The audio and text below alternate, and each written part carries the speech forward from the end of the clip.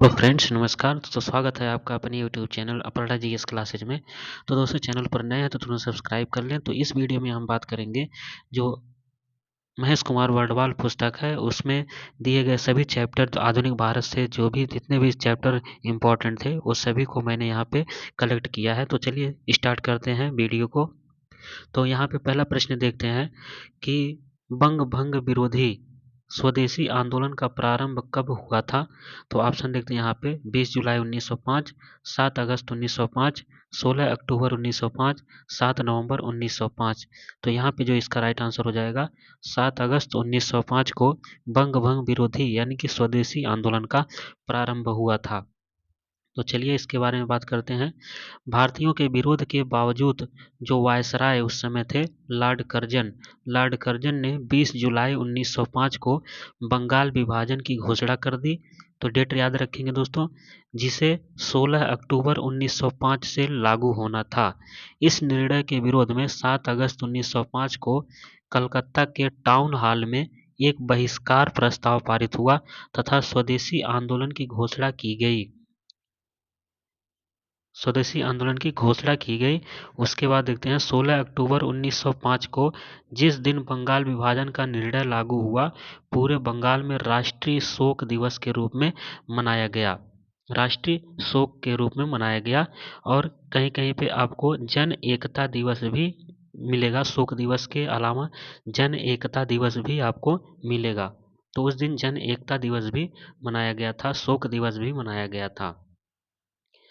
तो बंगाल का विभाजन मुख्यतः किया गया था तो हिंदुओं और मुसलमानों को विभाजित करने के लिए, प्रशासनिक सुविधा के लिए, बंगाली राष्ट्रवाद को दुर्बल करने के लिए, बंगाल के विकास के लिए। तो इसका सही आंसर होगा बंगाली राष्ट्रवाद को दुर्बल करने के लिए बंगाल का विभाजन किया गया था।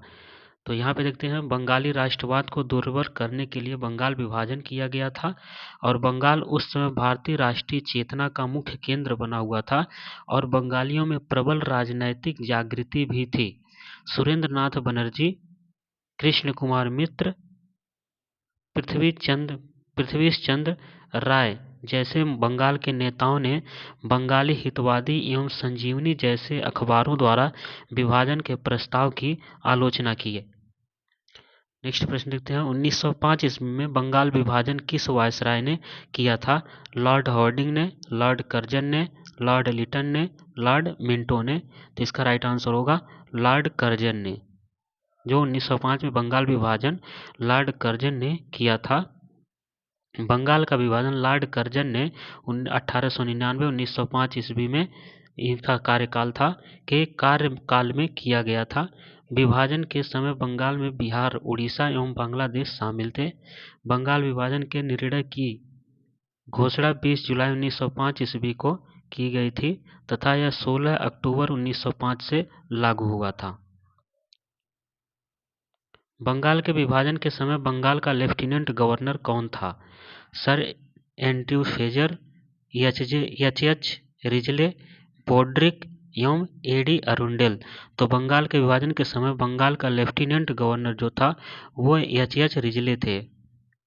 तो आइए इसके बारे में पूरा देखते हैं।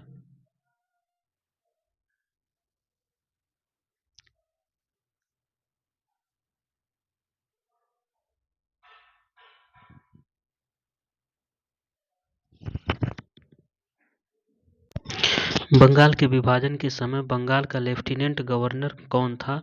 तो उस समय बंगाल का lieutenant governor sir Andrews Fraser थे। कौन थे? Andrews Fraser. तो आइए नेक्स्ट देखते हैं यहाँ पे। आइए, बंगाल विभाजन के समय सर एंड्रयू फ्रेजर बंगाल के एक सिविल सेवक और लेफ्टिनेंट गवर्नर थे। 16 अक्टूबर 1905 को बंगाल विभाजन के बाद बंगाल पूर्वी एवं पश्चिमी बंगाल में विभाजित हो गया। पूर्वी एवं पश्चिमी बंगाल में विभाजित हो गया। पूर्वी बंगाल का प्रथम लेफ्टिनेंट गवर्नर ब्लूमफील्ड फुलर था तथा फुलर को पश्चिमी बंगाल का प्रथम लेफ्टिनेंट गवर्नर तथा एंड्रयू फ्रेजर को नियुक्त किया गया। ध्यान से देखेंगे कि यहाँ पे पूर्वी बंगाल का प्रथम लेफ्टिनेंट गवर्नर ब्लूमफील्ड फुलर को तथा पश्चिमी बंगाल का प्रथम लेफ्टिनेंट गवर्नर एंड्रयू फ्रेजर को नियुक्त किया गया। स्वदेशी आंदोलन के प्रारंभ का तात्कालिक कारण क्या था? तो स्वदेशी आंदोलन के प्रारंभ का लॉर्ड कर्जन द्वारा किया गया बंगाल विभाजन, लोकमान्य तिलक पर अधिरोपित 18 महीने के सख्त कारावास का दंडादेश, लाला लाजपत राय तथा अजीत सिंह की गिरफ्तारी व निर्वासन तथा पंजाब कोलोनाइजेशन बिल पास किया गया तथा चापेकर बंधुओं को मृत्यु दंड की सजा सुनाई गई। तो इसका राइट आंसर हो जाएगा स्वदेशी आंदोलन के प्रारंभ का तत्कालिक कारण था लॉर्ड कर्जन द्वारा किया गया बंगाल का विभाजन। तो यहाँ पे उत्तर ऑप्शन नंबर 1 राइट होगा। बंगाल विभाजन के कारण स्वदेशी आंदोलन आरंभ हुआ। बंगाल विभाजन का उद्देश्य राजनैतिक था तथा यह बंगाल में बढ़ रही राष्ट्रीयता की भावना को तोड़ने हेतु ब्रिटिश सरकार द्वारा उठाया गया कदम था। मद्रास में स्वदेशी आंदोलन का नेतृत्व किसने किया था? श्रीनिवास शास्त्री ने, राजगोपालाचारी ने, चिदम्बरम पिल्लई ने, चिंतामणि ने। तो इसका सही आंसर हो जाएगा चिदम्बरम पिल्लई ने स्वदेशी आंदोलन का नेतृत्व मद्रास में किया था। मद्रास में स्वदेशी आंदोलन का नेतृत्व चिदम्बरम पिल्लई ने किया था। कांग्रेस के बनारस अधिवेशन में स्वदेशी एवं बहिष्कार आंदोलन का अनुमोदन किया। बाल गंगाधर तिलक ने इस आंदोलन का प्रचार मुंबई एवं पुणे में और लाला लाजपत राय एवं अजीत सिंह ने पंजाब एवं उत्तर प्रदेश में तथा सर सैयद हैदर रजा ने दिल्ली में किया था। स्वदेशी आंदोलन का नेतृत्व। बंगाल में ब्रिटेन की वस्तुओं के बहिष्कार का सुझाव सर्वप्रथम किसने दिया था? तो यहाँ पे देखेंगे बंगाल में ब्रिटेन की वस्तुओं के बहिष्कार का सुझाव किसने दिया था सर्वप्रथम? तो इसका राइट आंसर होगा कृष्ण कुमार मित्र ने। किसने दिया था? कृष्ण कुमार मित्र ने दिया था। तो आइए यहाँ पे देखते हैं। कृष्ण कुमार मित्र ने बंगाल विभाजन के प्रस्ताव के विरोध में अपनी बंगला पत्रिका संजीवनी के लेख में 13 जुलाई 1905 को सर्वप्रथम सुझाव दिया था कि भारतीय जनता, यहाँ क्या सुझाव दिया था? यहाँ पे देखेंगे भारतीय जनता द्वारा ब्रिटिश वस्तुओं का बहिष्कार करना चाहिए तथा अधिकारियों एवं सरकारी संस्थाओं से सभी संबंध तोड़ लेने चाहिए। स्वदेशी आंदोलन के दौरान सबसे अधिक सफलता विदेशी वस्तुओं के बहिष्कार आंदोलन से मिली थी। 1907 ईस्वी से 1908 ईस्वी के बीच में बंगाल के 9 बड़े नेता जिनमें अश्विनी कुमार दत्त और कृष्ण कुमार मित्र शामिल थे, निर्वासित कर दिए गए। ब्रिटिश पत्रकार एच.डब्ल्यू. नेविल्सन जुड़े थे। तो एच.डब्ल्यू. नेविल्सन किससे जुड़े थे? असहयोग आंदोलन से, सविनय अवज्ञा आंदोलन से, स्वदेशी आंदोलन से या भारत छोड़ो आंदोलन से? तो ये जुड़े थे स्वदेशी आंदोलन से। एच.डब्ल्यू. नेविल्सन ब्रिटिश पत्रकार थे।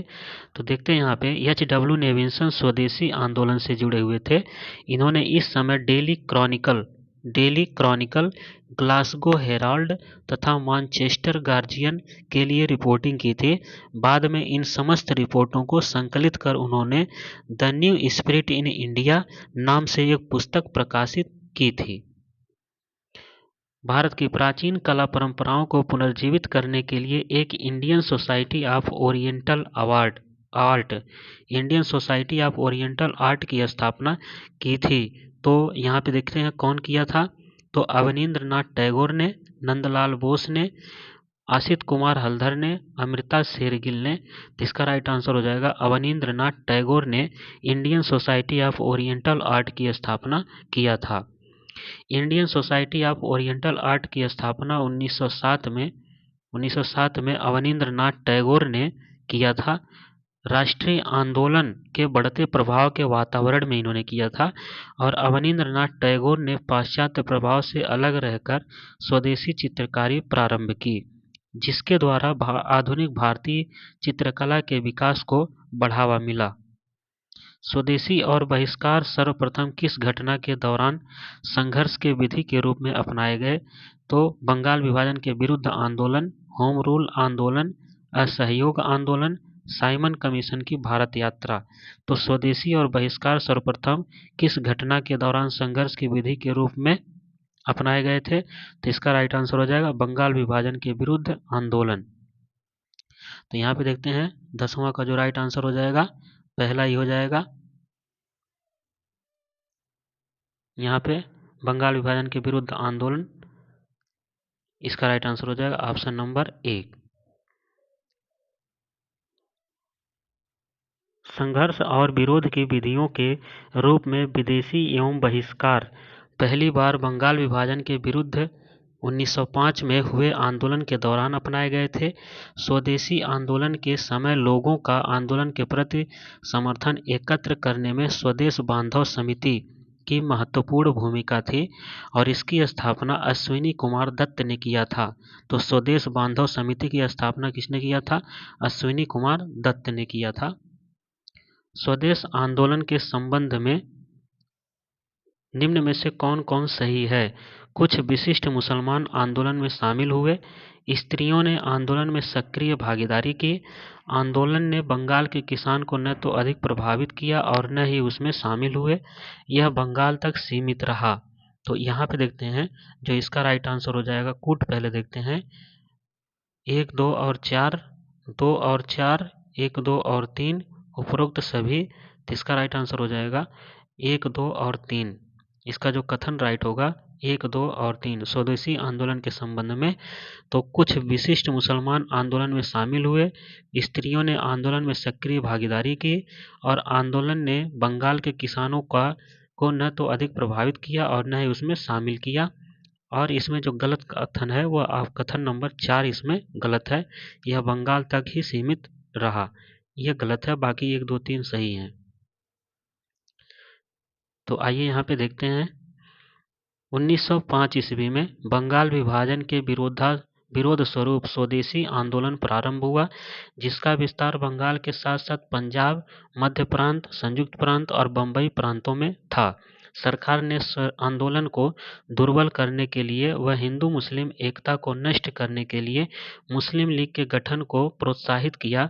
इस घृणित कार्य से अप्रसन्न होकर विशिष्ट मुसलमान भी स्वदेशी आंदोलन में सम्मिलित हो गए। स्वदेशी आंदोलन उपनिवेशवाद के विरुद्ध पहला सशक्त राष्ट्रीय आंदोलन था। निम्नलिखित में से कौन सुमेलित नहीं है? तो यहाँ पे देखेंगे अलीगढ़ आंदोलन सैयद अहमद खान, देवबंद आंदोलन मोहम्मद मलिक ननौतवी, अहमदिया आंदोलन महमूद उल हसन, फरेंजी आंदोलन शरीयतुल्लाह। तो यहाँ पे देखेंगे कौन सुमेलित नहीं है, तो इसमें जो ऑप्शन नंबर सी है अहमदिया आंदोलन, यह सुमेलित नहीं है। तो अहमदिया आंदोलन की स्थापना 1889 में मिर्जा गुलाम अहमद ने किया था। मिर्जा गुलाम अहमद पश्चिमी उदारवाद, ब्रह्म विद्या तथा हिंदुओं के धार्मिक सुधार आंदोलन से प्रभावित थे। नेक्स्ट चैप्टर देखते हैं भारतीय राष्ट्रीय कांग्रेस से संबंधित। तो भारतीय राष्ट्रीय कांग्रेस की स्थापना कब हुई थी? तो इसका राइट आंसर होगा 1885 ईस्वी में हुआ था। तो भारतीय राष्ट्रीय कांग्रेस की स्थापना 28 दिसंबर 1885 ईस्वी बम्बई के ग्वालियर टैंक स्थित गोकुलदास तेजपाल संस्कृत कॉलेज के भवन में की गई, जिसमें 72 प्रतिनिधियों ने भाग लिया था, जिसकी अध्यक्षता व्योमेश चंद्र बनर्जी ने किया था। इसकी स्थापना ए.ओ. ह्यूम द्वारा की गई थी, जो एक अवकाश प्राप्त अंग्रेज अधिकारी थे। भारतीय राष्ट्रीय कांग्रेस का नामकरण दादा भाई नौरोजी के परामर्श पर रखा गया था। पहले इसका नाम भारतीय राष्ट्रीय कांग्रेस नहीं था। तो यहाँ पे देखेंगे जो दादा भाई नौरोजी के सुझाव पर इसका नाम भारतीय राष्ट्रीय कांग्रेस रखा गया था। निम्नलिखित में से भारतीय अशांति के जनक के रूप में जाना जाता है? ये वो ह्यूम को, महात्मा गांधी को, लोकमान्य तिलक, दादा भाई नौरोजी। तो इसका राइट आंसर हो जाएगा भारतीय अशांति के जनक लोकमान्य तिलक को जाना जाता है। सर वैलेंटाइन सिरोल ने तिलक को भारत में अशांति का जन्मदाता कहा था। इसी पर तिलक ने सिरोल पर मानहानि का मुकदमा किया, जिसमें वे हार गए थे। लोगों में राष्ट्रवाद की भावना को जागृत करने के लिए तिलक ने 1893 में गणेश उत्सव एवं 1895 ईस्वी में शिवाजी उत्सव की शुरुआत किया था। शेरे पंजाब के नाम से इनमें से कौन मशहूर थे? तो शेरे पंजाब के नाम से इनमें से लाला लाजपत राय मशहूर थे। शेरे पंजाब, पंजाब केसरी के नाम से लाला लाजपत राय प्रसिद्ध थे। इन्होंने 1888 ईस्वी में इलाहाबाद में हुए कांग्रेस के सम्मेलन में भाग लेकर राजनीतिक जीवन की शुरुआत की। वे भारतीय राष्ट्रीय कांग्रेस में गरम दल के नेता थे। पंजाब में 1906 ईस्वी में क्रांतिकारी आंदोलन का प्रसार हुआ। सरकार ने रावलपिंडी में आंदोलन को कुचलने की दृष्टि से सार्वजनिक सभाओं पर रोक लगा दी थी तथा लाला लाजपत राय ने व अजीत सिंह को गिरफ्तार कर मांडले जेल भेज दिया गया था। नेक्स्ट प्रश्न देखते हैं। कांग्रेस के एक अधिवेशन में एक गवर्नर ने भाग लिया था। उक्त गवर्नर तथा अधिवेशन स्थल निम्न में से कौन सा था? तो लॉर्ड इरविन कराची 1931 में, लॉर्ड विलिंगटन बम्बई 1915 में, lord Dufferin Bombay 1885, lord Hardinge Lucknow 1916। तो यहाँ पे जो राइट आंसर होगा, लॉर्ड विलिंगटन बम्बई 1915 में भाग लिया था। लॉर्ड विलिंगटन ने बम्बई 1915 में। इसका राइट आंसर हो जाएगा option number B. Lord Willingdon ने 1915 के अधिवेशन में मुंबई में जो हुआ था उसमें भाग लिया था। तो यहाँ पे देखते हैं, भारतीय राष्ट्रीय कांग्रेस के 31वें अधिवेशन में लॉर्ड विलिंगटन ने भाग लिया था। इस अधिवेशन का आयोजन 1915 ईस्वी में मुंबई में किया गया था। इस समय वह बम्बई का गवर्नर था। उन्होंने 1931 से 1936 ईस्वी तक भारत के गवर्नर जनरल एवं वायसराय के रूप में कार्य किया। इसके कार्यकाल में 1 सितंबर से 1 दिसंबर 1931 तक द्वितीय गोलमेज सम्मेलन का आयोजन लंदन में हुआ। वर्ष 1938 के भारतीय राष्ट्रीय कांग्रेस के हरिपुरा अधिवेशन की अध्यक्षता किसने किया था? अबुल कलाम आजाद ने, जेबी कृपलानी ने, डॉक्टर राजेंद्र प्रसाद ने, डॉक्टर सुभाष चंद्र बोस ने। तो इसका राइट आंसर होगा सुभाष चंद्र बोस ने। तो कांग्रेस के हरिपुरा जो गुजरात में है, हरिपुरा अधिवेशन की अध्यक्षता सुभाष चंद्र बोस ने फरवरी 1938 ईस्वी में की थी। यह कांग्रेस का 52वां 52 अधिवेशन था। दूसरी बार वे 1939 ईस्वी में त्रिपुरी जो मध्य प्रदेश में है, त्रिपुरी कांग्रेस अधिवेशन में गांधी जी के विरोध के बाद भी अध्यक्ष पद के लिए चुन लिए गए थे, जिन्होंने पट्टाभी सीतारमैया को पराजित किया था। पट्टाभी सीतारमैया को गांधी जी ने सपोर्ट किया था, लेकिन उस चुनाव में वो हार गए थे पट्टाभी सीतारमैया, और सुभाष चंद्र बोस की जीत हुई थी। पराजय के बाद गांधी जी ने कहा, पट्टाभी सीतारमैया की हार मेरी हार है। जब भारत स्वतंत्र हुआ उस समय कांग्रेस के अध्यक्ष कौन थे? तो महात्मा गांधी, जवाहरलाल नेहरू, जेबी कृपलानी, सरदार पटेल। तो इसका राइट आंसर हो जाएगा जेबी कृपलानी। जब भारत स्वतंत्र हुआ उस समय कांग्रेस के अध्यक्ष जेबी कृपलानी थे। आचार्य जेबी कृपलानी भारत के स्वतंत्रता के समय भारतीय राष्ट्रीय कांग्रेस के अध्यक्ष थे। उन्होंने वर्ष 1946 में मेरठ में आयोजित भारतीय राष्ट्रीय कांग्रेस के अधिवेशन की अध्यक्षता की थी। उनका वास्तविक नाम जीवत राम भगवान दास था। उन्होंने विजिल नाम से एक साप्ताहिक पत्रिका निकालना प्रारंभ किया और कृषक मजदूर प्रजा पार्टी का गठन किया।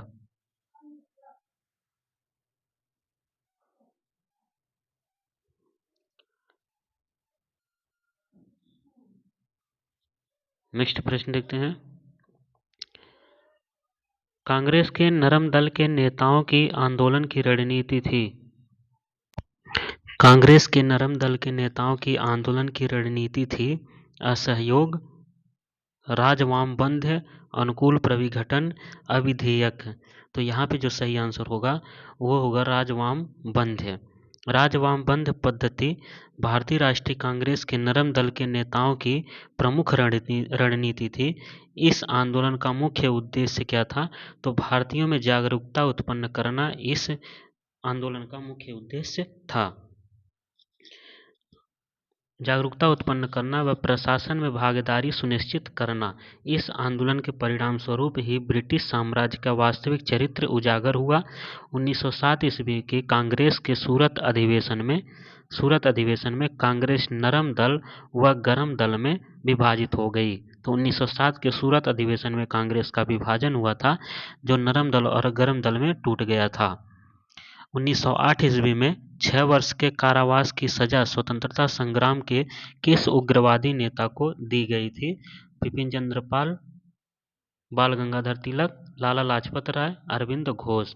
तो इसका राइट आंसर हो जाएगा बाल गंगाधर तिलक को 1908 ईस्वी में 6 वर्ष के कारावास की सजा स्वतंत्रता संग्राम में दी गई थी। तो इसका देखते हैं जो व्याख्या। केसरी में वर्णित लेखों के फलस्वरूप बाल गंगाधर तिलक पर राजद्रोह का मुकदमा चलाया गया और 24 जून 1908 ईस्वी को 6 वर्ष का कारावास देकर मांडले जेल, जो बर्मा में है, कैद कर दिया गया।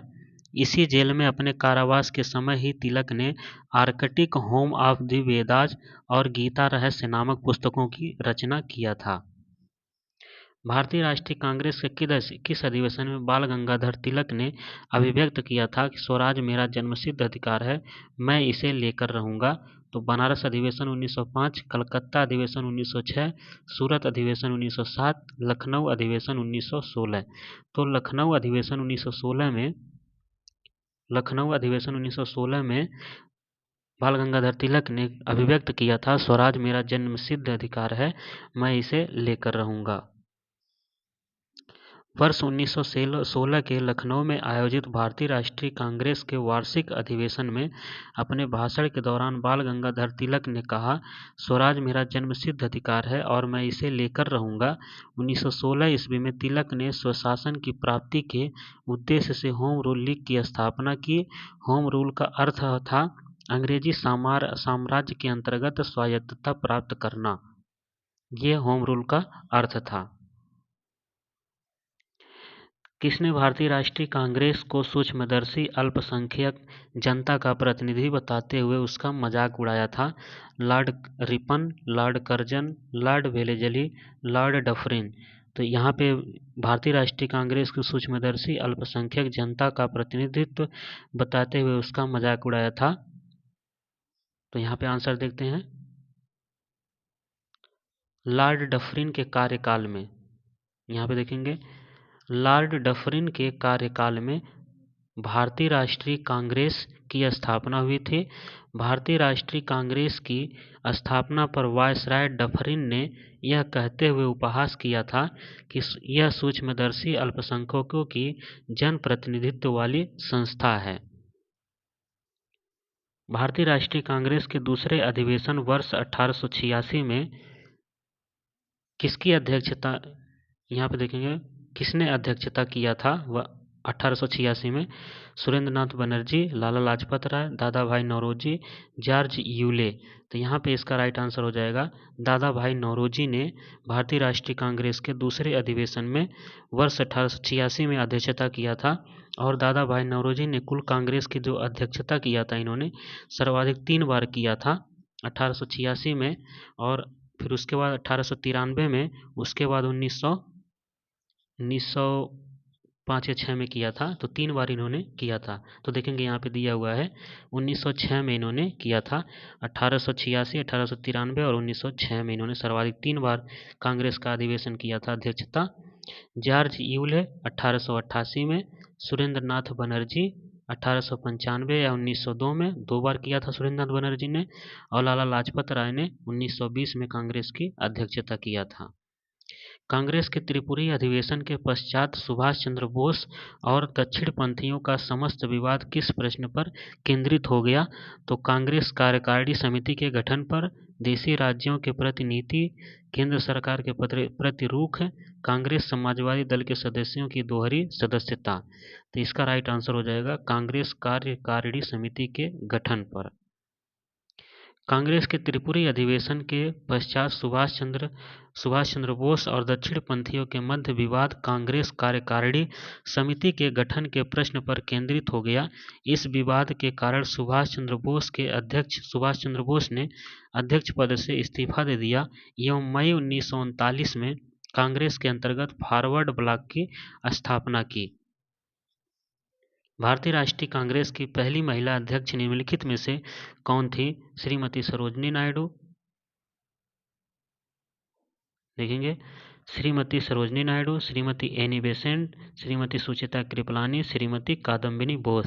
यहाँ पे पूछा जा रहा है भारतीय राष्ट्रीय कांग्रेस की पहली महिला अध्यक्ष निम्नलिखित में से कौन थी? तो वो एनी बेसेंट थी। आंसर देखते हैं। तो श्रीमती एनी बेसेंट भारतीय राष्ट्रीय कांग्रेस की पहली महिला अध्यक्ष थी। इन्होंने वर्ष 1917 में कोलकाता में संपन्न हुए कांग्रेस के 32वें वार्षिक अधिवेशन की अध्यक्षता की थी।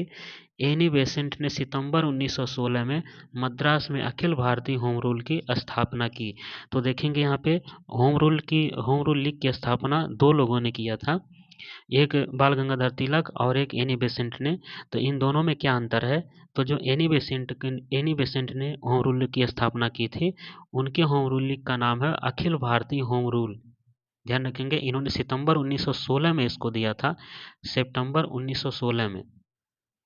और जो बाल गंगाधर तिलक का होम रूल है, उन्होंने अप्रैल 1916 में दिया था। ध्यान रखेंगे, अप्रैल 1916 में दिया था। तो इससे कंफ्यूज नहीं होंगे। सब अगर पूछा जाए कि अखिल भारतीय होम रूल, तो अखिल भारतीय होम रूल की स्थापना एनी बेसेंट ने किया था और होम रूल लीग की स्थापना ये बाल गंगाधर तिलक ने किया था। अखिल भारतीय होम रूल की जो थी स्थापना, ये पूरे भारत में लेकर चल रही थी, और जो बाल गंगाधर तिलक का होम रूल था वो पूरे भारत में नहीं था, वो कुछ 2-3 राज्यों में विशेषकर था। लोकनायक के नाम से किसे जाना जाता है? लोकनायक के नाम से महात्मा गांधी, सुभाष चंद्र बोस, जयप्रकाश नारायण, बाल गंगाधर तिलक। तो इसका राइट आंसर हो जाएगा जयप्रकाश नारायण। तो लोकनायक के नाम से प्रसिद्ध जयप्रकाश नारायण ने इंदिरा गांधी की सरकार के विरुद्ध 5 जून 1974 को गांधी मैदान पटना से संपूर्ण क्रांति का आह्वान किया था। सन 1998 ईस्वी में मरणोपरांत इन्हें भारत रत्न से सम्मानित किया गया था। तो जयप्रकाश नारायण को मरणोपरांत भारत रत्न से भी सम्मानित किया गया था, जिन्हें लोकनायक के नाम से जाना जाता था। निम्नलिखित में से किसका संबंध बिहार सोशलिस्ट पार्टी से था? तो यहाँ पे देखते हैं जयप्रकाश नारायण का, सत्यभक्त का, एम.एन. रॉय, सुभाष चंद्र बोस। तो राइट आंसर जो हो जाएगा जयप्रकाश नारायण का संबंध बिहार सोशलिस्ट पार्टी से था। तो ये बीपीएससी एग्जाम के लिए काफी इंपॉर्टेंट है। जयप्रकाश नारायण बिहार सोशलिस्ट पार्टी से जुड़े थे। 1931 ईस्वी में बिहार सोशलिस्ट पार्टी का गठन गंगा शरण सिंह, रामवृक्ष बेनीपुरी और रामानंद मिश्र आदि ने किया था।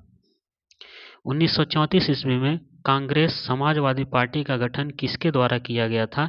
तो कांग्रेस समाजवादी पार्टी का गठन जयप्रकाश नारायण और आचार्य नरेंद्र देव के द्वारा किया गया था। इसका right answer option number B सही होगा, जयप्रकाश नारायण और आचार्य नरेंद्र देव के द्वारा। 1934 ईस्वी में कांग्रेस समाजवादी पार्टी का गठन कांग्रेस के भीतर ही जयप्रकाश नारायण, योगेंद्र शुक्ल, मीनू मसानी और आचार्य नरेंद्र देव द्वारा किया गया था। इस पार्टी के अध्यक्ष आचार्य नरेंद्र देव थे तथा जयप्रकाश नारायण इसके महासचिव थे। इसका प्रथम अखिल भारतीय सम्मेलन 21 अक्टूबर 1934 ईस्वी को बम्बई में हुआ था। इसकी अध्यक्षता आचार्य नरेंद्र देव ने किया था। निम्नलिखित में से किसने ऐतिहासिक 1932 ईस्वी के पूना समझौते पर हस्ताक्षर नहीं किया था? डॉक्टर अंबेडकर ने, डॉक्टर मदन मोहन मालवीय ने, सी राजगोपालचारी ने, एम के गांधी ने। तो यहाँ पे जो इसका सही आंसर हो जाएगा महात्मा गांधी यहाँ पे सही आंसर होगा। तो चलिए यहाँ पे ऊपर इसका डिस्क्रिप्शन देखते हैं।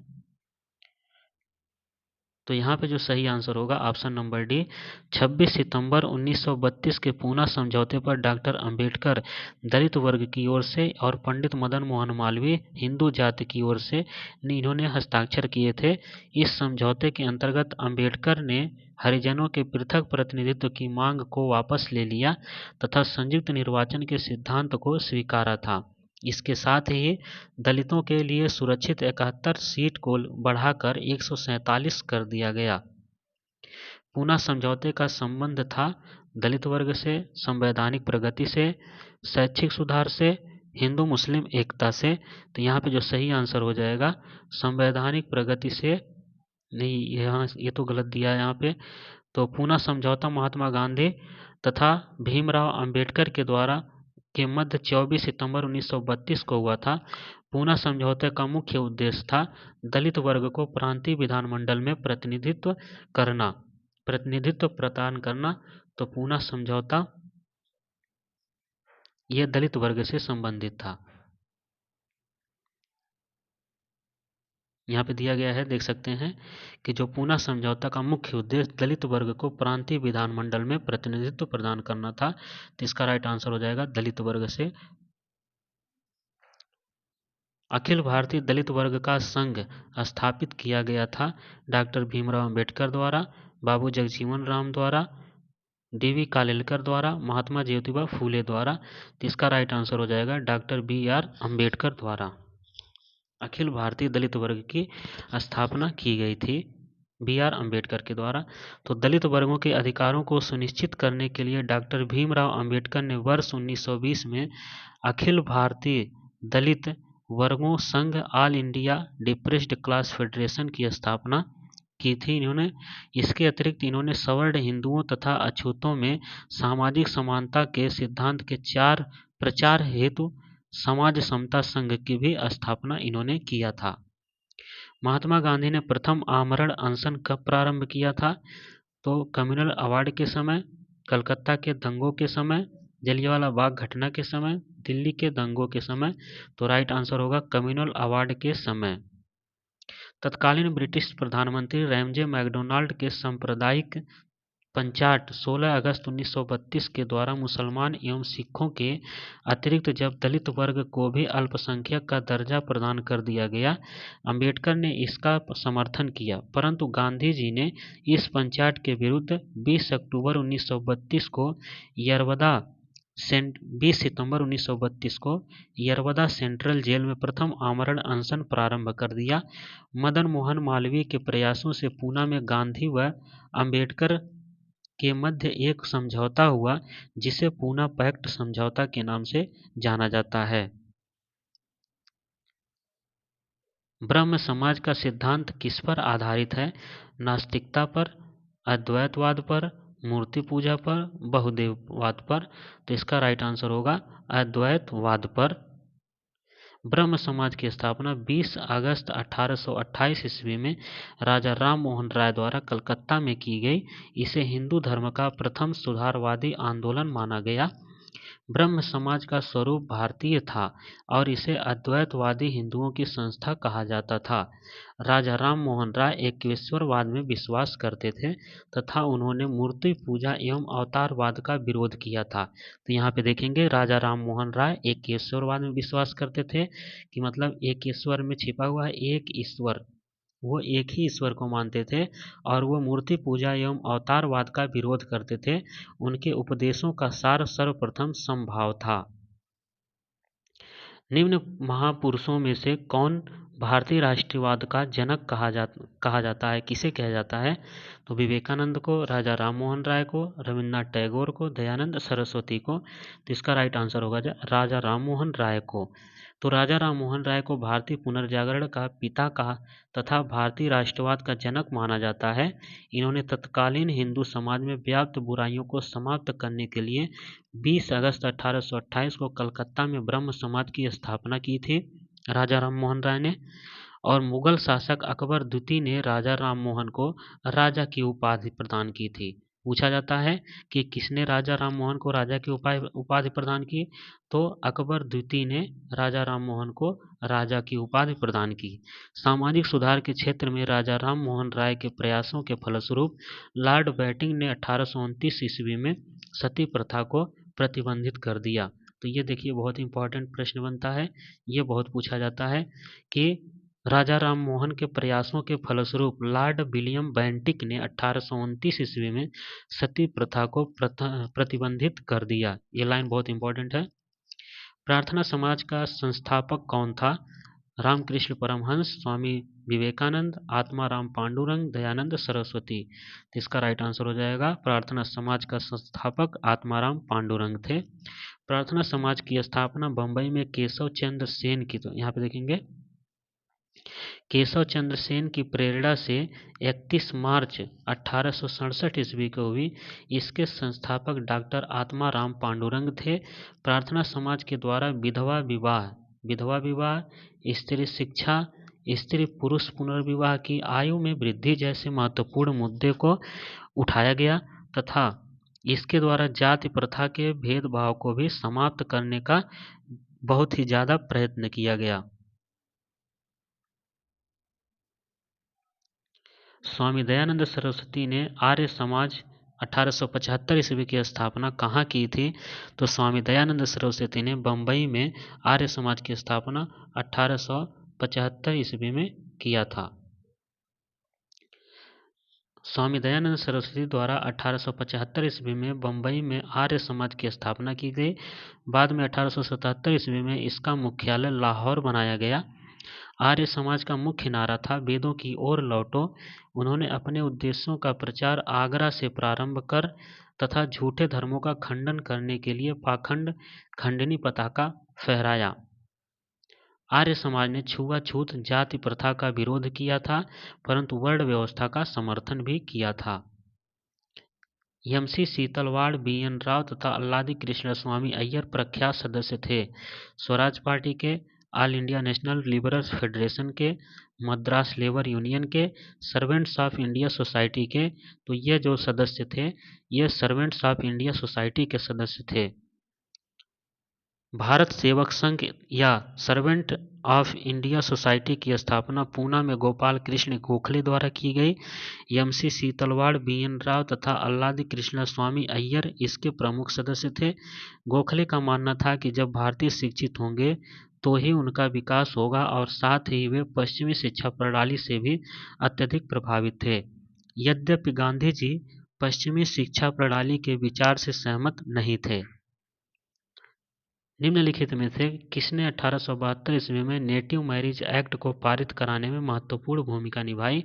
इस देवेंद्रनाथ टैगोर, ईश्वरचंद्र विद्यासागर, केशव चंद्र सेन या श्यामचंद्र दास? तो इसका राइट आंसर हो जाएगा, देखते हैं, केशव चंद्र सेन।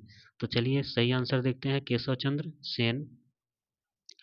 तो 1872 ईस्वी में केशव चंद्र सेन के प्रयासों द्वारा पारित नेटिव मैरिज एक्ट, जिसे ब्रह्म विवाह के नाम से भी जाना जाता है, में लड़कियों के विवाह की न्यूनतम आयु 14 वर्ष तथा लड़कों के लिए न्यूनतम आयु 18 वर्ष निर्धारित की गई।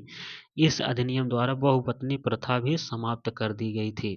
पूछा जाए बहुपत्नी प्रथा किस एक्ट के द्वारा समाप्त कर दी गई थी? तो नेटिव मैरिज एक्ट के द्वारा समाप्त कर दी गई थी। 19वीं सदी के प्रसिद्ध पारसी समाज सुधारक थे सर जमशेद जी, रतन जी टाटा, नवल जी टाटा और बहराम जी मालाबारी।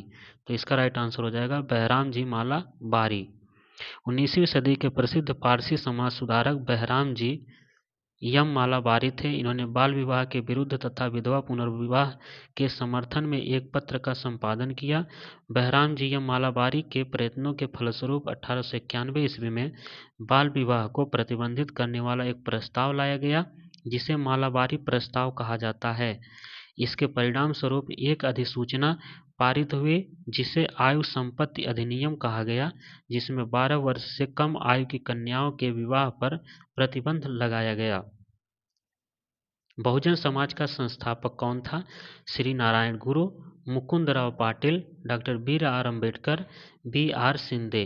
तो यहाँ पे बहुजन समाज के जो संस्थापक थे मुकुंदराव पाटिल यहाँ पे सही आंसर होगा, मुकुंदराव पाटिल। बहुजन समाज की स्थापना 1910 ईस्वी में सतारा में ज्योतिबा फूले के विचारों से प्रेरित होकर मुकुंदराव पाटिल एवं शंकर राव जाधव ने की थी। इसका उद्देश्य मुख्यतः कांग्रेस तथा ब्राह्मणवाद का विरोध करना था। कोल्हापुर के साहू महाराज ने ब्राह्मण दरबारियों के साथ विवादों के कारण इस आंदोलन का समर्थन किया था। पिछड़े वर्गों का उत्थान किसका प्रमुख उद्देश्य था? प्रार्थना समाज का, सत्यशोधक समाज का, आर्य समाज का, रामकृष्ण मिशन का? इसका राइट आंसर हो जाएगा सत्यशोधक समाज का। जो पिछड़े वर्गों का उत्थान था वो मुख्यतः सत्यशोधक समाज का मुख्य उद्देश्य था। वर्ष 1873 में ज्योतिबा फूले ने पिछड़े वर्गों के उत्थान के लिए सत्यशोधक समाज की स्थापना की। इस आंदोलन का उद्देश्य दलितों एवं निम्न जाति के लोगों का कल्याण करना व उन्हें समाज की मुख्य धारा से जोड़ना था। इन्होंने स्त्रियों की स्थिति सुधारने और उनकी शिक्षा के लिए 1848 ईस्वी में एक स्कूल खोला। वे बाल विवाह विरोधी और विधवा पुनर्विवाह के समर्थक थे। निम्नलिखित में युग्मों में से कौन सही सुमेलित नहीं है? राजा राममोहन राय ब्रह्म समाज, स्वामी दयानंद सरस्वती आर्य समाज, और आगे देखते हैं स्वामी विवेकानंद रामकृष्ण मिशन की स्थापना, और महादेव गोविंद रानाडे थियोसॉफिकल सोसाइटी। तो यहाँ पे पूछ रहा है कौन सुमेलित नहीं है, तो यहाँ पे ऑप्शन नंबर डी सुमेलित नहीं है। महादेव गोविंद रानाडे ने थियोसॉफिकल सोसाइटी की स्थापना नहीं की थी, बल्कि उन्होंने प्रार्थना समाज से जुड़े थे। जबकि राजा राममोहन राय ने ब्रह्म समाज की स्थापना की थी 20 अगस्त 1828 में। स्वामी दयानंद सरस्वती ने आर्य समाज की स्थापना की थी, और स्वामी विवेकानंद ने रामकृष्ण मिशन की स्थापना की थी। निम्नलिखित में से कौन एक सही सुमेलित है? तो इसमें देखते हैं कौन सही सुमेलित है। भारतीय ब्रह्म समाज लाला लाजपत राय, तत्वबोधिनी सभा केशव चंद्र सेन,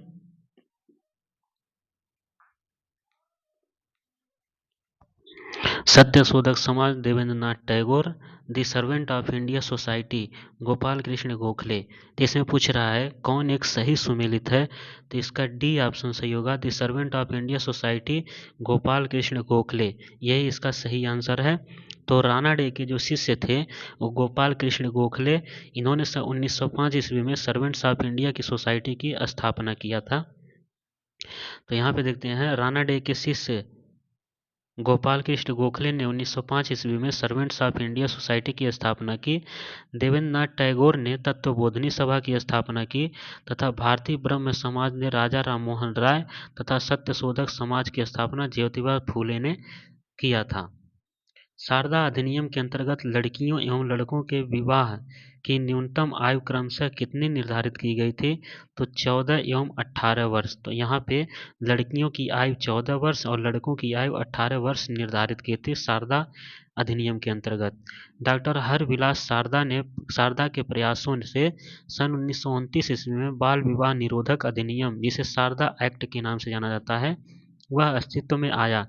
इस अधिनियम के अनुसार लड़कियों के विवाह की न्यूनतम सीमा 14 वर्ष होनी चाहिए और लड़कों की 18 वर्ष निर्धारित की गई। 1891 ईस्वी में ब्रिटिश सरकार ने एज ऑफ कंसेंट एक्ट पारित किया। इस अधिनियम के अनुसार 12 वर्ष से कम आयु की कन्याओं के विवाह पर प्रतिबंध लगा दिया गया था। निम्न में से किस वर्ग को सर्वप्रथम पश्चिमी सभ्यता ने प्रभावित किया? कुलीन जमींदार, नवीन धनवान व्यापारी, शिक्षित हिंदू मध्यम वर्ग, शिक्षित मुसलमान। तो यहाँ पे राइट आंसर होगा शिक्षित हिंदू मध्यम वर्ग। सर्वप्रथम पश्चिमी सभ्यता ने शिक्षित हिंदू मध्यम वर्ग को प्रभावित किया। 19वीं सदी को भारत में धार्मिक एवं सामाजिक पुनर्जागरण की सदी माना गया। हीगल ने कहा कि पुनर्जागरण के बिना कोई भी धर्म सुधार संभव नहीं है। आधुनिक सामाजिक धार्मिक आंदोलन नवीन पाश्चात्य समतावाद, वैज्ञानिक मानसिकतावाद, तर्कवाद और मानवतावाद पर आधारित था। किसने कहा कि यदि भगवान अस्पृश्यता को सहन करते हैं तो मैं उन्हें कभी भगवान नहीं मानूंगा? डॉक्टर बी आर अम्बेडकर, बाल गंगाधर तिलक, लाला लाजपत राय, महात्मा गांधी। तो इसका सही आंसर होगा बाल गंगाधर तिलक ने कहा था कि यदि भगवान अस्पृश्यता को सहन करते हैं तो मैं उन्हें कभी भगवान नहीं मानूंगा। बाल गंगाधर तिलक स्वतंत्रता आंदोलन के एक सक्रिय नेता थे। इन्हें प्रायः लोकमान्य व भारत का बेताज बादशाह आदि नामों से भी जाना जाता है। तिलक अपनी राष्ट्रवादी गतिविधियों में हिंदू धार्मिक क्रियाकलापों को महत्वपूर्ण स्थान देते थे, परंतु वे अस्पृश्यता एवं जातिवाद के विरोधी थे। अस्पृश्यता उन्मूलन के लिए आयोजित एक कार्यक्रम में इन्होंने कहा था कि यदि भगवान अस्पृश्यता को सहन करे तो मैं भगवान को नहीं मानता। थियोसॉफिकल सोसाइटी की स्थापना किसने की थी? Madam HP. Blavatsky, Mahatma Gandhi, doctor राजा राम मोहन राय, स्वामी विवेकानंद। तो इसका सही आंसर होगा मैडम एच.पी. ब्लावत्स्की ने थियोसॉफिकल सोसाइटी की स्थापना की थी। 1875 ईस्वी को न्यूयॉर्क में एक रूसी महिला ब्लावत्स्की और अमेरिकी सैनिक अधिकारी कर्नल अलकाट द्वारा थियोसॉफिकल सोसाइटी की स्थापना की गई। इसके संस्थापक भारत में जनवरी 1879 ईस्वी में पहुंचे और उन्होंने 1882 ईस्वी में मद्रास के समीप अड्यार में सोसाइटी का मुख्यालय स्थापित किया। 19वीं शताब्दी के उत्तरार्ध में नव हिंदूवाद के सर्वश्रेष्ठ प्रतिनिधि थे रामकृष्ण परमहंस, स्वामी विवेकानंद, बंकिम चंद्र चटर्जी, राजा राम मोहन राय। इसका राइट आंसर होगा स्वामी विवेकानंद। 19वीं सदी के उत्तरार्ध में नव हिंदूवाद के सर्वश्रेष्ठ प्रतिनिधि स्वामी विवेकानंद थे। नव हिंदूवाद के सर्वश्रेष्ठ प्रतिनिधि स्वामी विवेकानंद को माना जाता है। उन्होंने 1863 से 1902 ईस्वी तक रामकृष्ण परमहंस की शिक्षाओं को साकार करने तथा उसका प्रचार प्रसार करने तथा भारतीय दर्शन का साधारण भाषा में वर्णन करने का श्रेय जाता है। 1893 ईस्वी में वे शिकागो गए, जहां उन्होंने विश्व धर्म संसद वर्ल्ड पार्लियामेंट ऑफ रिलीजन में भारत की ओर से सनातन धर्म की व्याख्या की। महाराष्ट्र के किस समाज सुधारक को लोकहितवादी कहा जाता था? एम.जी. रानाडे, गोपाल कृष्ण गोखले, पंडिता रामाबाई, गोपाल हरि देशमुख। तो इसका राइट आंसर हम लोग देखते हैं। इसका आंसर हो जाएगा गोपाल हरि देशमुख। महाराष्ट्र के किस समाज सुधारक को लोकहितवादी के नाम से जाना जाता है? तो गोपाल हरि देशमुख। चलिए इसकी आंसर देखते हैं, व्याख्या देखते हैं। महाराष्ट्र के समाज सुधारक थे गोपाल हरि देशमुख थे। ये पेशे से ये न्यायाधीश थे जो 1880 ईस्वी में गवर्नर जनरल की परिषद के सदस्य भी रहे। गोपाल हरि देशमुख राष्ट्रीय आत्मनिर्भरता के प्रतीक के रूप में हस्त निर्मित खादी वस्त्र पहनकर 1876 ईस्वी में दिल्ली दरबार में उपस्थित हुए थे। वे ज्ञान प्रकाश, इंदु प्रकाश और लोकहितवादी के नाम से प्रसिद्ध थे। तो देखेंगे यहाँ पे ज्ञान प्रकाश और इंदु प्रकाश, उसके साथ साथ लोकहितवादी के नाम से प्रसिद्ध थे गोपाल हरि देशमुख। बंगाल कलकत्ता के सुप्रसिद्ध प्रेसिडेंसी कॉलेज पूर्व हिंदू कॉलेज की स्थापना किसने की थी? तो नैथेनियल वालिस, राजा राम मोहन राय, देवेंद्रनाथ टैगोर, विलियम कैरी। तो यहाँ पे इसका सही आंसर हो जाएगा राजा राम मोहन राय।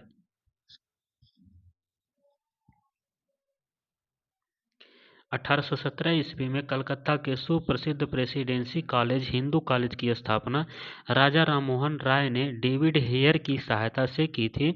पाश्चात्य पद्धति पर आधारित शिक्षा, उच्च शिक्षा देने वाला यह प्रथम कॉलेज जो कि मानवतावाद, तर्कवाद, समतावाद पर आधारित था।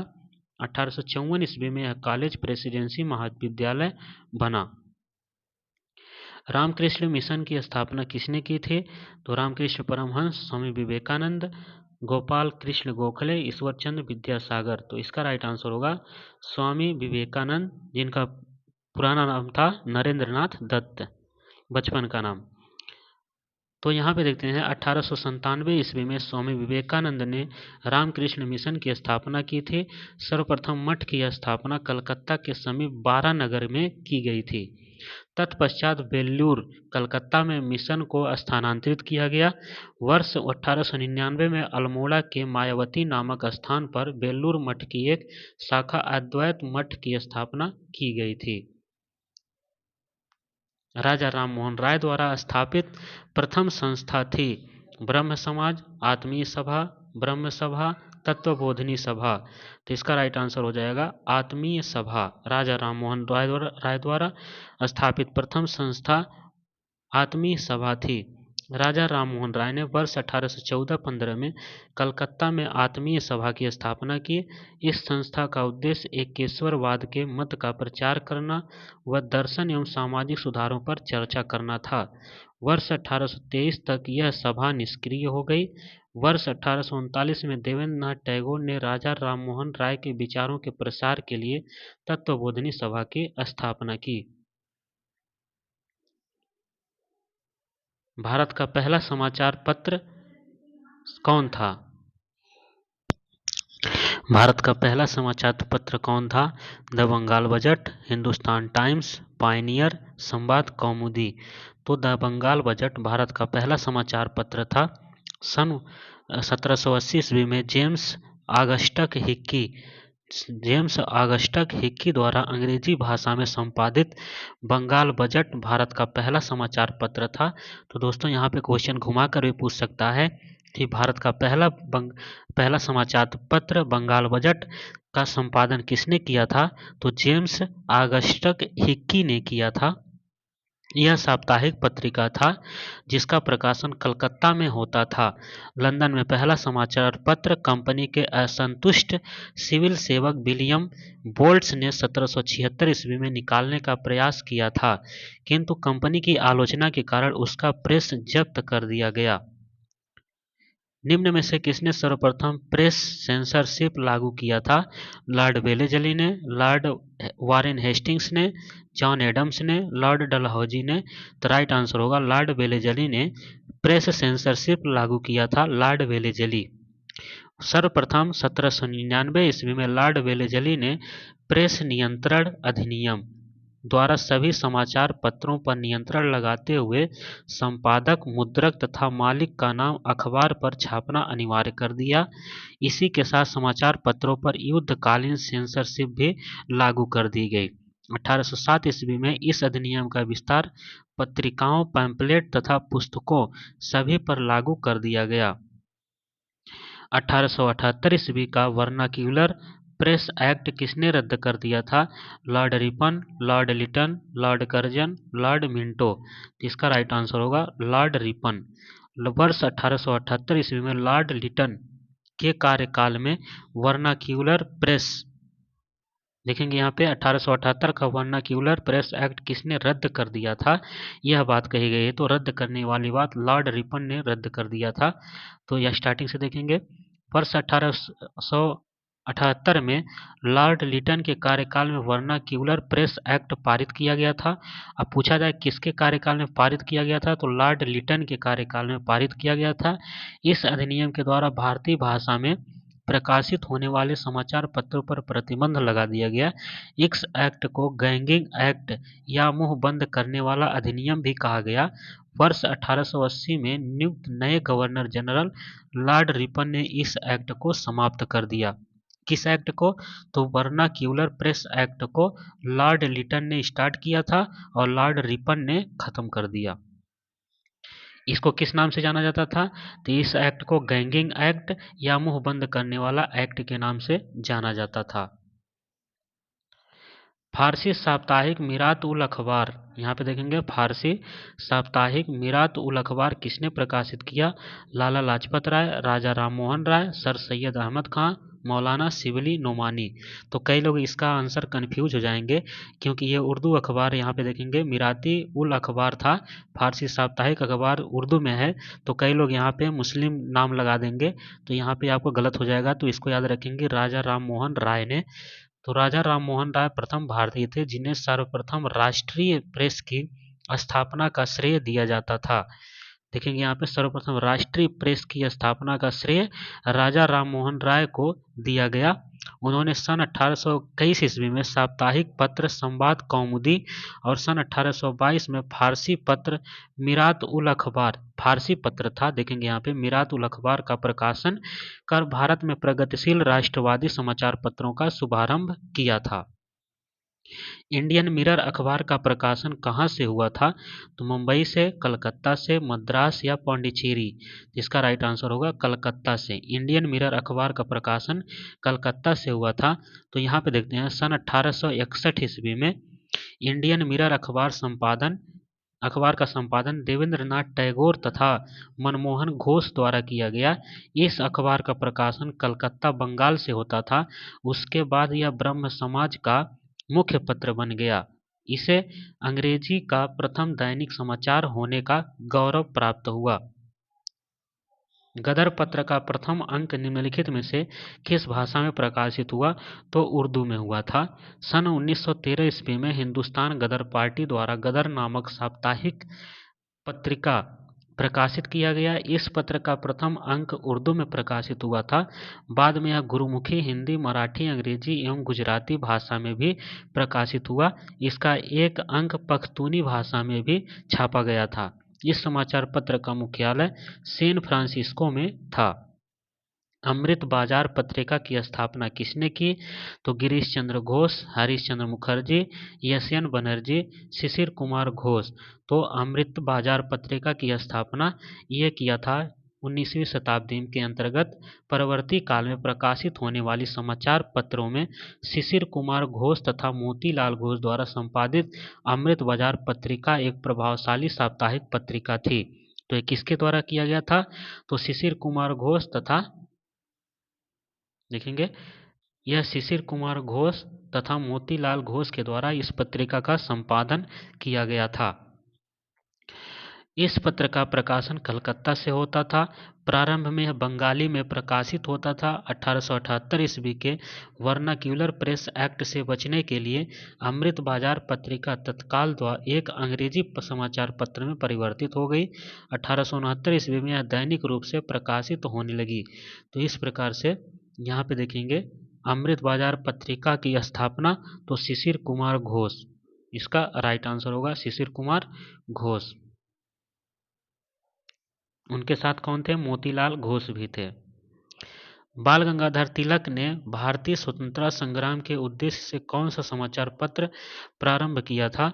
गदर, केसरी, फ्री हिंदुस्तान, स्वदेश मित्र। तो केसरी नामक पत्रिका बाल गंगाधर तिलक ने भारतीय स्वतंत्रता संग्राम के उद्देश्य से प्रारंभ किया था।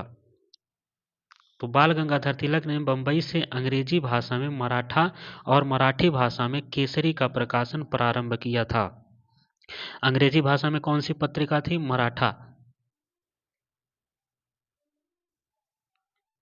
मराठा और मराठी भाषा में केसरी का प्रकाशन प्रारंभ किया।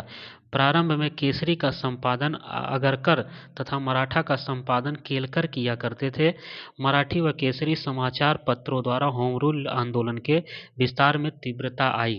केसरी तो इस आंदोलन का एक महत्वपूर्ण पत्र बन गया था, जिसके लेखों के कारण उन्हें कारावास का दंड भी मिला था। हरिजन समाचार पत्र के संपादक कौन थे? बाल गंगाधर तिलक, गोपाल कृष्ण गोखले, गांधी जी, दादाभाई नौरोजी। तो इसका राइट आंसर होगा हरिजन समाचार पत्र के संपादक महात्मा गांधी जी थे।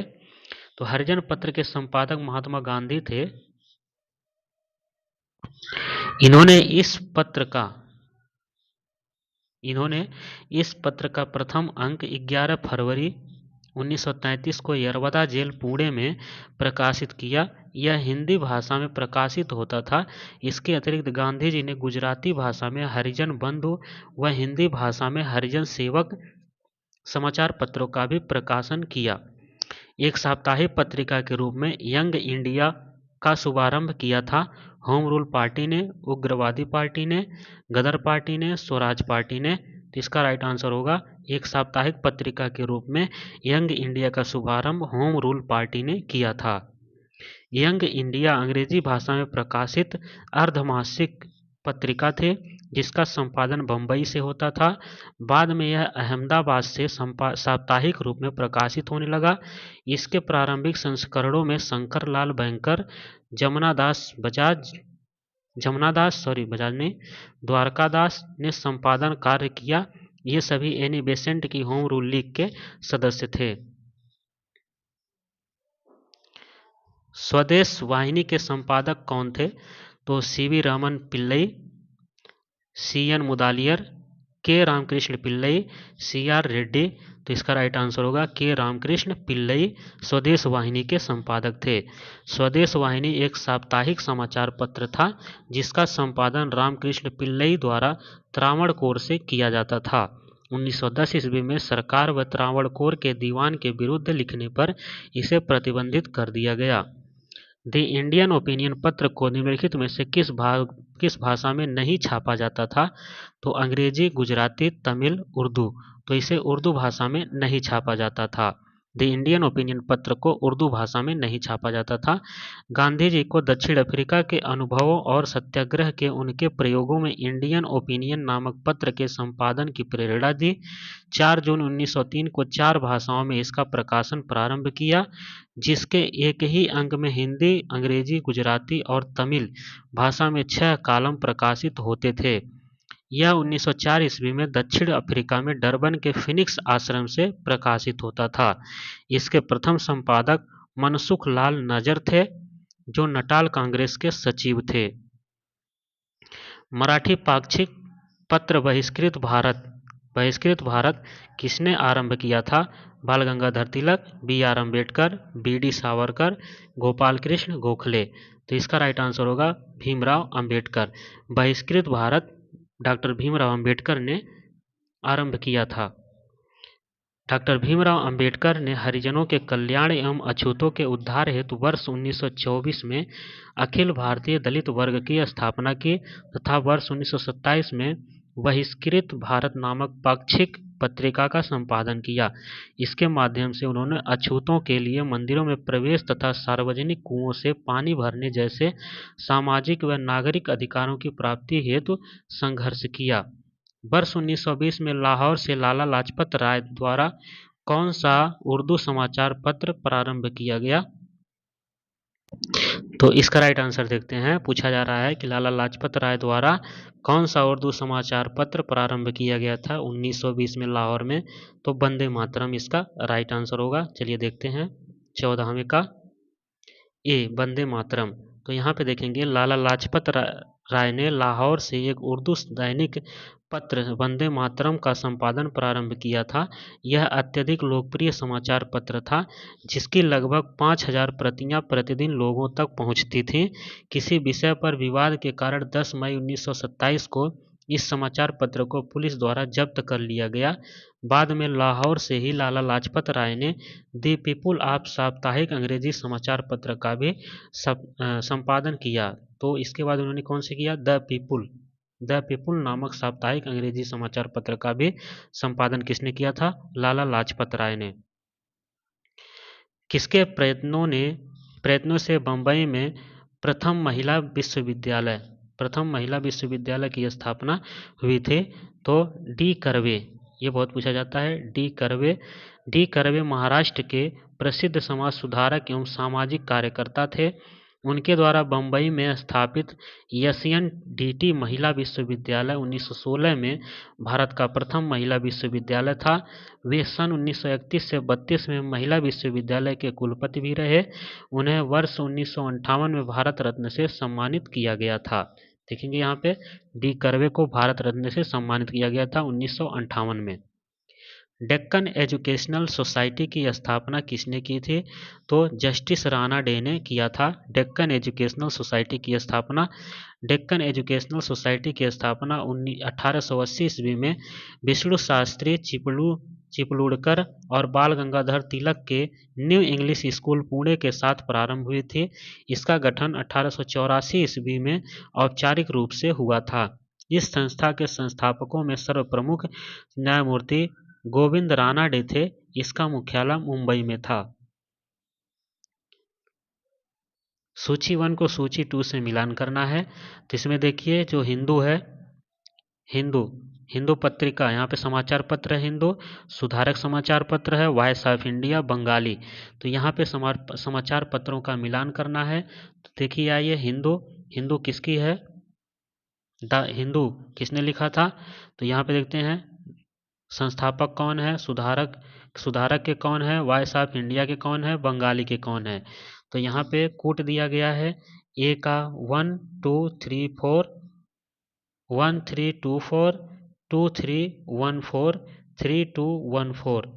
तो इसका जो सही आंसर देखते हैं, तो इसका सही आंसर हो जाना चाहिए आपका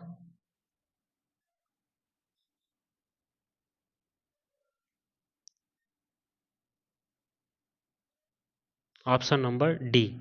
ऑप्शन नंबर डी कैसे होगा? तो चलिए देखते हैं। तो ए का इसमें हिंदू जो होगा, हिंदू का जी सुब्रमण्यम अय्यर ने, और बी का जो हो जाएगा सुधारक का गोपाल कृष्ण गोखले, और उसके बाद सी वॉइस ऑफ इंडिया, ये इसके संस्थापक थे दादा भाई नौरोजी और बंगाल के यशयन बनर्जी। तो आप इससे भी टिक लगा सकते हैं, बनर्जी पश्चिम बंगाल में काफ़ी विख्यात थे। तो बंगाली जो पत्रिका थी इसके संस्थापक यशयन बनर्जी। तो इसका राइट आंसर हो जाएगा ऑप्शन नंबर डी। आइए देखते हैं विस्तार से।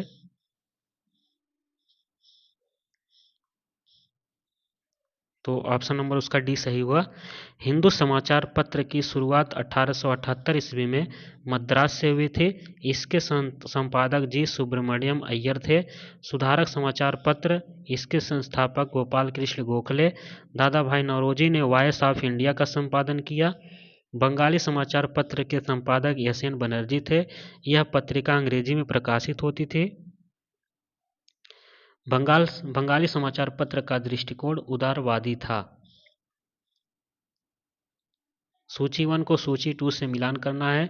समाचार पत्र और प्रारंभ करने वाले व्यक्ति, तो बॉम्बे क्रॉनिकल किसने किया था? और कॉमनवेल, उसके बाद लीडर, उसके बाद सर्च लाइट। तो यहाँ पे कूट देखते हैं, तो कूट देखेंगे 1-4-3-2, 2-3-4-1, 3-1-2-4, 4-2-1-3। तो इसमें जो सही आंसर हो जाएगा, यहाँ पे देखते हैं बॉम्बे क्रॉनिकल। तो बॉम्बे क्रॉनिकल की जो स्थापना थी, बॉम्बे क्रॉनिकल प्रारंभ करने वाले जो व्यक्ति थे वो थे फिरोज शाह मेहता। कॉमनवेल्थ का हो जाएगा आपका एनी बेसेंट। लीडर हो जाएंगे मदन मोहन मालवीय। सर्च लाइट तो सच्चिदानंद सिन्हा। तो इस प्रकार से जो आपका राइट आंसर बनेगा ऑप्शन नंबर सी, 3-1-2-4 इसका राइट आंसर होगा। तो बॉम्बे क्रॉनिकल फिरोज शाह मेहता द्वारा प्रकाशित समाचार पत्र। न्यू इंडिया और कॉमनवेल्थ का संपादन एनी बेसेंट ने किया था। मदन मोहन मालवीय लीडर का किया था इन्होंने। और सर्च लाइट सच्चिदानंद सिन्हा द्वारा प्रकाशित समाचार पत्र थे।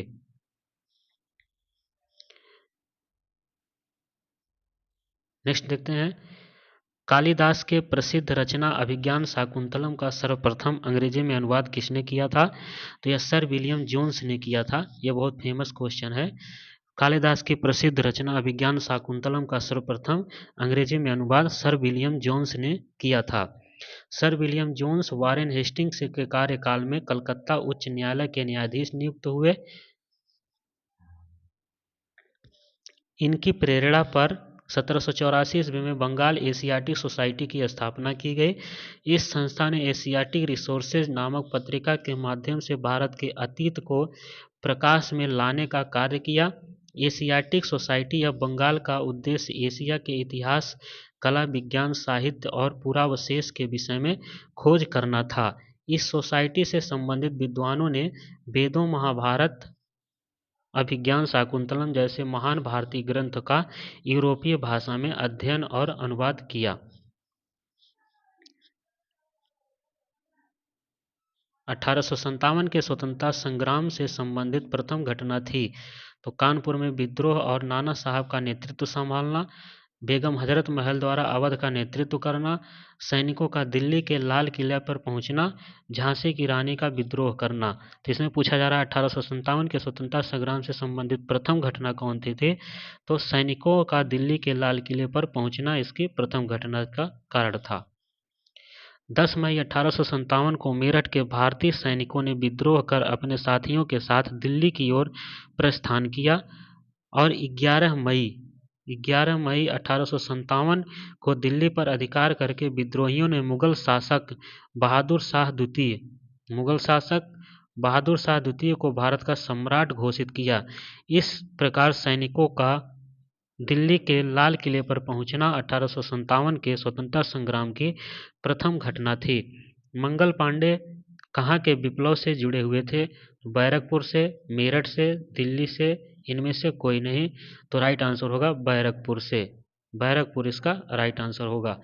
तो 29 मार्च 1857 को 34वीं इन्फेंट्री रेजिमेंट के बैरकपुर छावनी के मंगल पांडे नामक एक सिपाही थे, चर्बी युक्त कारतूस के प्रयोग से इनकार करते हुए विद्रोह कर दिया एवं उच्च अधिकारी लेफ्टिनेंट बाग और लेफ्टिनेंट जनरल ह्यूरोन की हत्या कर दी। 8 अप्रैल 1857 को एक सैन्य अदालत के निर्णय के बाद मंगल पांडे को फांसी की सजा दे दी गई। मंगल पांडे तत्कालीन गाजीपुर वर्तमान बलियापुर जिले के रहने वाले थे। तो इस प्रकार से प्रश्न नंबर 3 देखते हैं। 1857 के विद्रोह के समय भारत का गवर्नर जनरल कौन था? तो 1857 के विद्रोह के समय जो भारत का गवर्नर जनरल था वह लॉर्ड कैनिंग था। यहाँ पे देखते हैं सही आंसर क्या होगा, लॉर्ड कैनिंग इसका सही आंसर होगा। तो 1857 के विद्रोह के समय लॉर्ड कैनिंग भारत के गवर्नर जनरल था। लॉर्ड कैनिंग ने इंडियन हाई कोर्ट एक्ट द्वारा बम्बई, कलकत्ता तथा मद्रास में उच्च न्यायालयों की स्थापना किया था। 1856 ईस्वी में विधवा पुनर्विवाह अधिनियम इसी के कार्यकाल में पारित हुआ। कैनिंग भारत में कंपनी द्वारा नियुक्त अंतिम गवर्नर जनरल तथा ब्रिटिश सम्राट के अधीन नियुक्त भारत का प्रथम वायसराय था।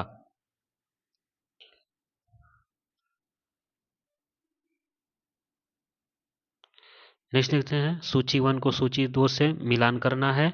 तो इसमें झांसी से 1857 की क्रांति में झांसी से नेतृत्व कौन कर रहा था?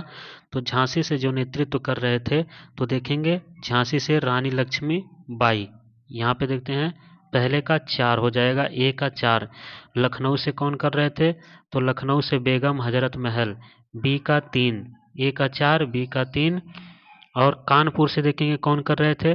तो कानपुर से और फैजाबाद से यहाँ पे देखेंगे तो सी का हो जाएगा, कानपुर से अजीमुल्ला खान और फैजाबाद से मौलवी अहमदुल्ला शाह। तो इसका राइट आंसर हो जाएगा ऑप्शन नंबर ए, यहाँ पे इसका राइट आंसर हो जाएगा। तो चलिए देखते हैं क्या होता है। झांसी से रानी लक्ष्मीबाई नेतृत्व कर रही थी और विद्रोह का दमनकर्ता जनरल ह्यूरोज। और लखनऊ से बेगम हजरत महल, विद्रोह का दमनकर्ता कौन था? कैंपबेल। कानपुर से अजीमुल्ला खान और फैजाबाद से अहमदुल्ला शाह। व्यपगत का सिद्धांत किससे संबंधित है? लॉर्ड वेलेजली से, लॉर्ड रिटन से, लॉर्ड डलहौजी, लॉर्ड डफरिन। तो लॉर्ड डलहौजी से संबंधित है व्यपगत का सिद्धांत। तो व्यपगत का सिद्धांत या राज्य की हड़प नीति को लॉर्ड डलहौजी ने लागू किया था। इस नीति के अनुसार अंग्रेजों को अनुमति के बिना कोई भी भारतीय रजवाड़ा अपना उत्तराधिकारी गोद नहीं ले सकता था।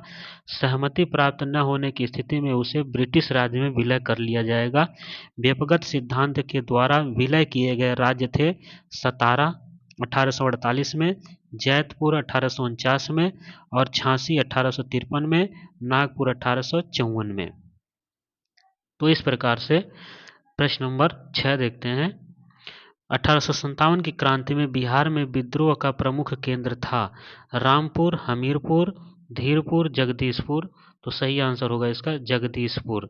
तो 1857 ईस्वी के विद्रोह में 15 जुलाई 1857 से 20 जनवरी 1858 के मध्य जगदीशपुर जो आरा में है, बिहार के आरा जिले में विद्रोह का प्रमुख केंद्र था, जहां जमींदार कुंवर सिंह ने वृद्धावस्था में विद्रोह का नेतृत्व किया।